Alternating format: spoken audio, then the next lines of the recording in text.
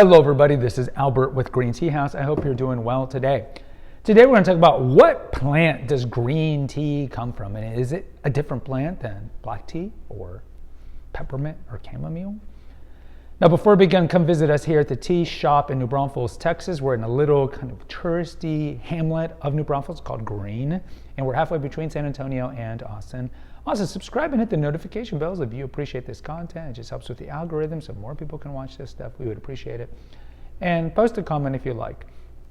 Now, you might ask, like, well, Albert, I mean, we know the answer to this, but you'd be surprised. So if you look at trends on stuff about tea, these are the most commonly asked questions, like really basic stuff. So I think it's important to just hit the basics. What plant does green tea come from? Green tea comes from the same plant that all tea comes from. So let's differentiate. What's tea? Tea must come, from its strictest definition, from a plant called Camellia sinensis. Now, Camellia sinensis, camellia is the flower, the general genus, and then sinensis means Chinese. It has two varieties, Camellia sinensis China bush, Camellia sinensis Assam bush. So the Camellia sinensis China bush, as the name would suggest, mostly grows in China, near Vietnam, Korea, Japan. It's the main predominant tea plant. And then the Assam bush grows in the Assam part of India, and then because of a lot of stuff we've talked about here on the History of Tea episodes, has been exported to a lot of former British colonial holdings like Malawi and Kenya to make low-grade black tea. No offense. And to be fair, the Assam bush also makes pu'er as well. So that is tea. Tea must come from the tea plant. Now, tisanes are anything that you throw in hot water that don't come from the tea plant. So I guess in the strictest definition, you could call tea a tisane as well, because you do throw it in hot water. But there's two general demarcations.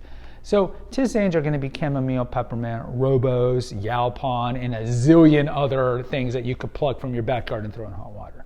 So even though we say peppermint tea, chamomile tea, I love chamomile tea, really we shouldn't call it a tea. So green tea comes from Camellia sinensis, the tea plant. It doesn't come from a different plant than black tea. Now, we used to think this. So prior to about mid-1800s, Europe didn't know a lot about the tea plant. And we talked about this exhaustively in the History of Tea playlist. And probably by now we've done at least, 20, 25 episodes on different segments of tea history. So this is one of the reasons the East India Company wanted to explore and do more research, because they thought that they were separate plants. And then Robert Fortune, among others, smuggled themselves into China, and then they figured out, oh no, it's all from the same plant, Camellia sinensis, but they process it differently. So in short and in closing, green tea, white tea, black tea, yellow tea, oolong tea, and dark tea, most famously pu'er tea, are the 6 categories that come from the tea plant. All of them come from the same plant. What makes them different is what they do to them after they pluck the leaves. So with green tea, we'll put a banner up here, what exactly is green tea, and in short, I'll review all of them. Green tea, they pluck the leaves, they kill green amines so they don't break down. So green tea and yellow tea are 0% oxidized or broken down. So they pluck the leaves and then they freeze it, but they don't use cold temperature, but they freeze it, kill green it, to prevent it from oxidizing. And then they can roll it and dry it and sort it.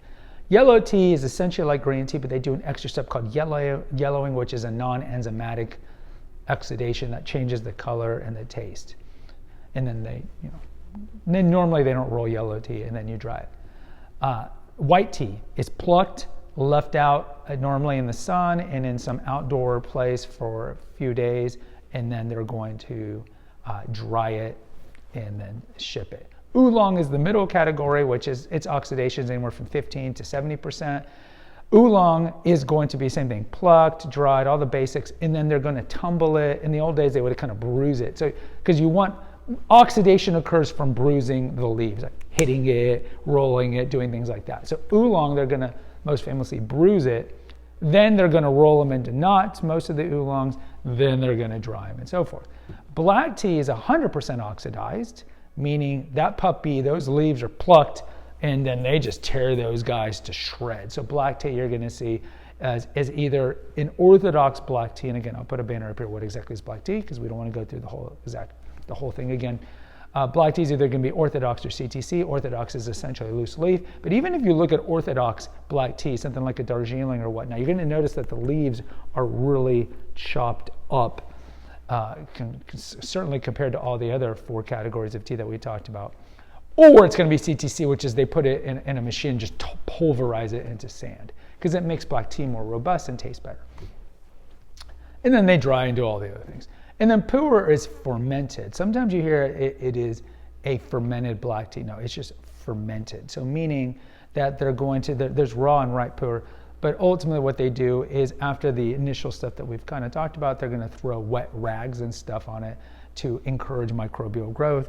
And depending if it's raw or ripe, with ripe pu'er, they're going to accelerate that microbial growth, and then you're going to get ripe pu'er. But ripe pu'er is fermented, therefore it has fungus and bacteria on it. So in short, green tea comes from the exact same tea plant that the other 5 categories. There's only one type of tea plant, that's Camellia sinensis. Guys, post in the comments. I'd love to hear from you. Until next time, take care. God bless.